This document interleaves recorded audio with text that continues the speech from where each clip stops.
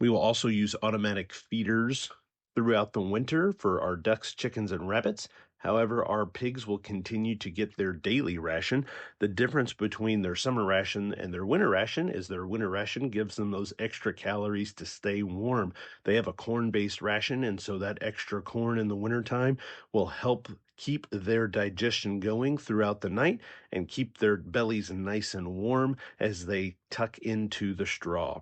Now, our chickens and our ducks will also get an extra corn ration, and our rabbits will receive Timothy hay, and that is because our typical hay ration has been buried under the snow.